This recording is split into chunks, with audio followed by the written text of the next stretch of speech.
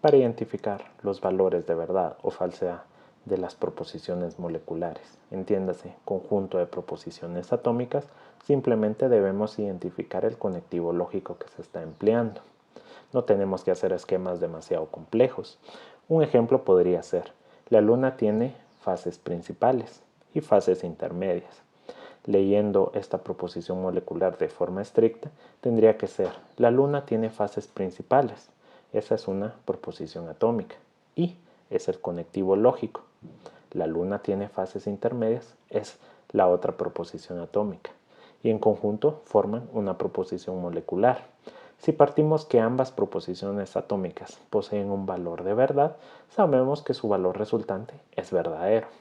Recordando la tabla de verdad de la conjunción, nos damos cuenta de que es esta. Ahí simplemente podemos recordar a través de la memorización de que cuando los valores de verdad ambos sean verdaderos, su valor resultante igual será verdadero. En todos los otros casos será falso. Diferente es cuando nos topamos con un conjunto de proposiciones moleculares conectadas por distintos conectivos lógicos. Ahí sí debemos emplear las tablas de verdad más complejas. Ese es el tema que nos atañe hoy: conocer qué es una tabla de verdad y cómo operarla para identificar si los razonamientos empleados con esas tablas son válidos o inválidos. Comenzamos.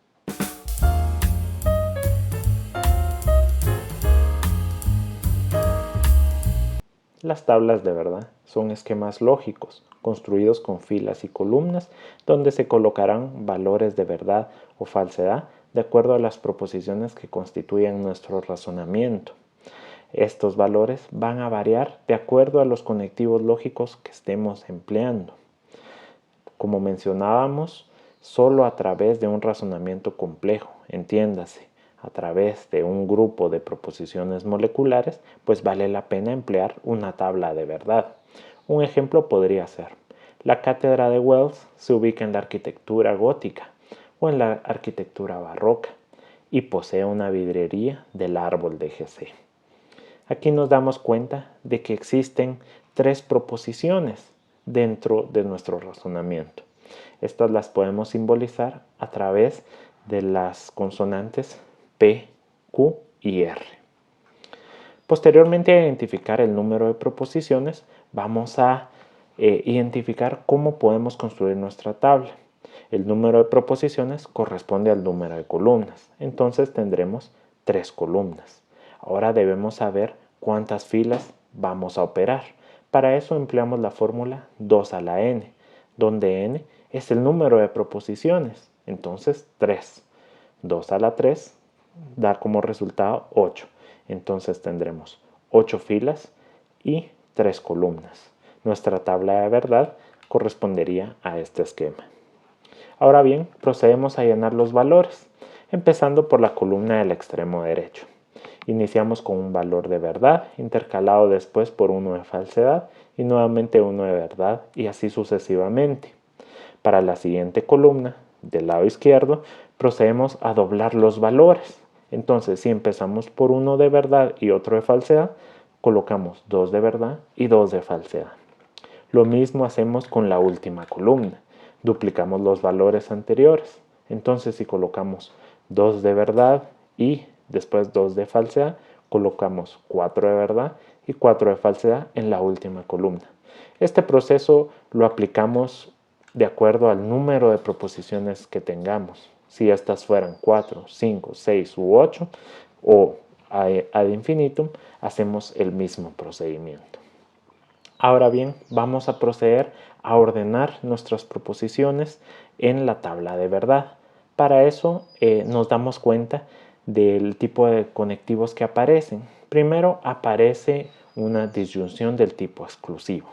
Esto de acuerdo al contenido de la proposición. Entonces colocamos P o Q. Después nos damos cuenta que aparece un conectivo lógico. Lo colocamos de forma independiente y este es la conjunción y.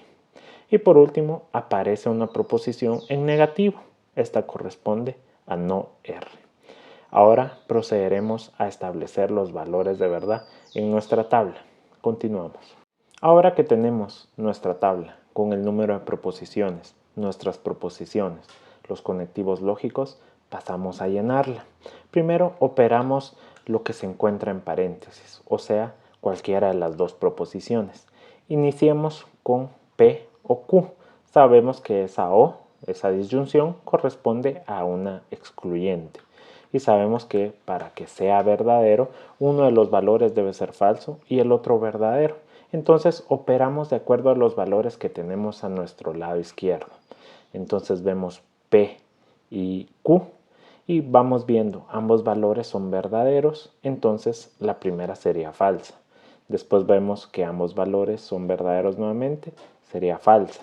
En la tercera, un valor es verdadero y el otro falso, entonces sería falso. Y así sucesivamente. Nuestra operación concluye de esta forma.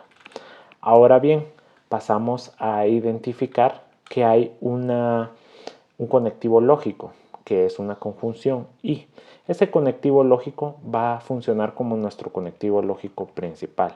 Es la columna de la conclusión. De acuerdo a la redacción, nos damos cuenta que esa es el conectivo lógico final. Recordando nuestro razonamiento, este dice: la cátedra de Wells se ubica en la arquitectura gótica o en la arquitectura barroca. Y ahí nos damos cuenta que ese es el conectivo lógico principal, porque es donde va a terminar la proposición. Es donde se encuentra la conclusión. Y posee una vidrería del árbol de GC. Entonces, no siempre se va a establecer el conectivo lógico final de forma clara. Por lo general, este va a corresponder a una implicación que se identifica con este símbolo. Pero en este caso, de acuerdo a la redacción, corresponde a una conjunción. Entonces, pasamos a identificar los valores de nuestra siguiente proposición, no R. Simplemente copiamos los valores de R, pero invertidos, porque sabemos cómo funciona esa tabla de verdad de la negación. Entonces, si el primer valor de R es verdadero, en nuestra tabla, en esa columna, colocamos falso. Y así sucesivamente, colocamos los valores opuestos. Tenemos que la columna termina así. Ahora pasamos a operar el último conectivo lógico empleando los valores que ya conocemos. Entonces sabemos que es una conjunción y tenemos los valores de ambas proposiciones. Entonces simplemente operamos esa tabla de verdad. Los valores quedarían así. Ahora pasaremos a evaluar si la tabla es tautológica, contradictoria o indeterminada. Entiéndase, para saber si el razonamiento es válido o inválido. Continuamos. Para determinar si un razonamiento o una tabla es válida o inválida, debemos evaluar los valores de verdad o falsedad contenidos en la columna de la conclusión o en la columna del conectivo lógico principal. Para eso nos damos cuenta de que existen tres tipos de razonamiento. El primero es el razonamiento tautológico. En este decimos que todos los valores contenidos en esa columna son verdaderos y por lo tanto el razonamiento es válido. El segundo caso es el del razonamiento contradictorio. Ahí nos damos cuenta que todos los valores contenidos en el conectivo lógico principal son falsos y por ende el razonamiento es inválido. Y el tercer caso es el del razonamiento contingente o indeterminado, donde aparecen valores mixtos. Solo con que aparezca un valor que no sea uniforme, decimos que el razonamiento es contingente o indeterminado. Y su validez o invalidez va a depender de la norma de implicación o de la conjunción. Recordando la tabla de la conjunción, se las coloco aquí. Ahí nos damos cuenta que cuando un valor resultante sea falso, es porque proviene de un antecedente verdadero y un consecuente falso. Eso no puede pasar en la tabla de verdad, porque si llega a pasar que en el valor de verdad de la columna de la conclusión es falso, pero proviene de proposiciones verdaderas, entonces decimos que la tabla o el razonamiento es inválido. Ahora bien, pasemos a evaluar nuestra tabla. Esta queda así. Nos damos cuenta que he corrido la columna de la conclusión hasta el extremo derecho. Esto para facilitar y ver de forma más didáctica cómo quedan los valores concluyentes. Nos damos cuenta que en la sexta fila aparece un valor de falsedad, pero ambas proposiciones que le preceden son verdaderas. Si fuera el caso, ese el único valor de falsedad, la tabla resultaría válida, pero nos damos cuenta que existen otra serie de valores que son falsos. Por lo tanto, decimos que el razonamiento es contingente e inválido. Ahora procederé a realizar otra tabla cuyo conectivo lógico principal sea una implicación. Continuamos. Propongo el siguiente ejemplo. Gottlob Frege no propuso una teoría psicológica del lenguaje, desarrolló un sistema simbólico y revolucionó el campo de la matemática. Entonces se le considera padre de la filosofía analítica. Nos damos cuenta que este razonamiento posee 4 proposiciones que podemos simbolizar con P, Q, R y S. De esta forma, con estas 4 proposiciones sabemos que vamos a operar 4 columnas. Ahora el número de filas la determinamos con la fórmula 2 a la n, donde n es el número de proposiciones. Entonces 2 a la 4. 2 a la 4 son 16. Entonces habrán 16 filas. La tabla queda así. Ahora bien, procedemos a llenar los valores de S, R, Q y P de acuerdo a como los había indicado, iniciando con valores intercalados, donde pasamos de B a F y luego B, F y así sucesivamente. Para cada columna, partiendo de derecha a izquierda, vamos a duplicar los valores. Queda de la siguiente forma. Ahora procedemos a llenar las proposiciones sencillas o simples.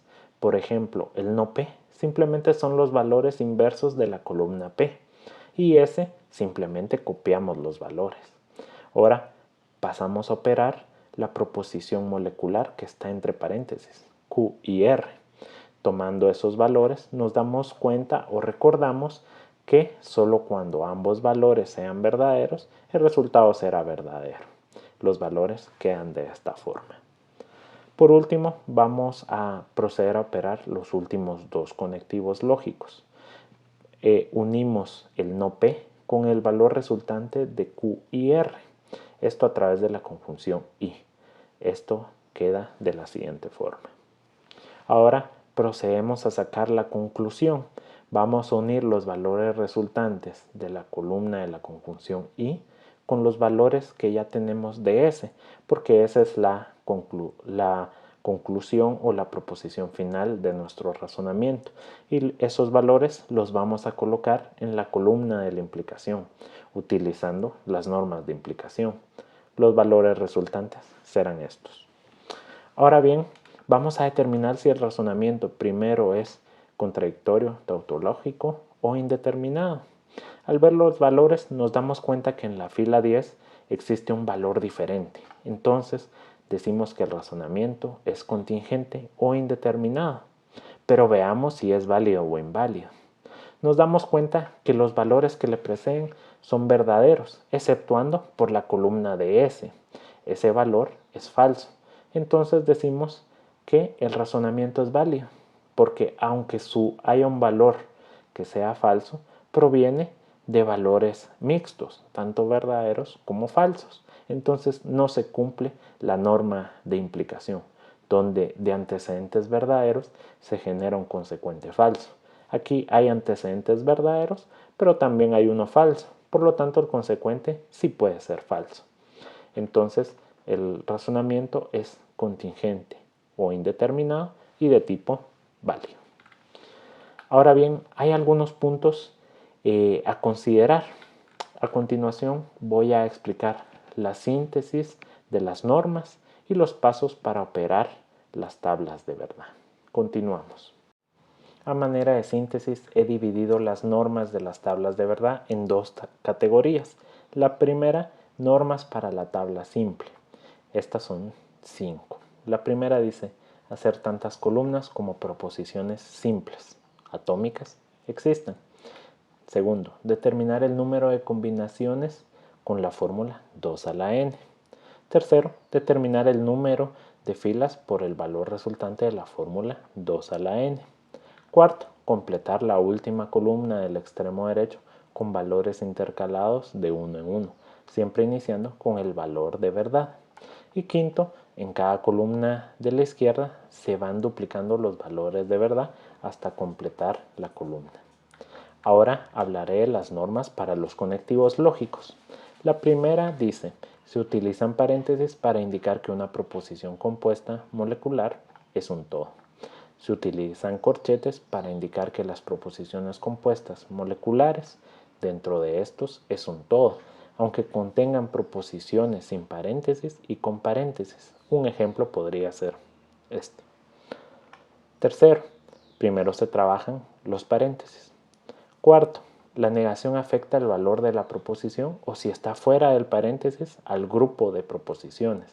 Un ejemplo podría ser. Quinto, las proposiciones que no están vinculadas por un conectivo lógico se colocan en una columna individual. Ahora hablaré de los pasos para operar las tablas de verdad. Estos los he dividido en 5. Primero, anotar los valores de verdad de las proposiciones. Segundo, identificar el conectivo lógico principal, el conectivo de la conclusión. Tercero, si las hubiera, colocar los valores de las proposiciones atómicas, simples. Cuarto, operar las proposiciones compuestas, moleculares. Quinto, realizar las operaciones de verdad del conectivo lógico principal con base a los valores de verdad resultantes de las proposiciones compuestas, moleculares. Con eso terminamos el tema de las tablas de verdad.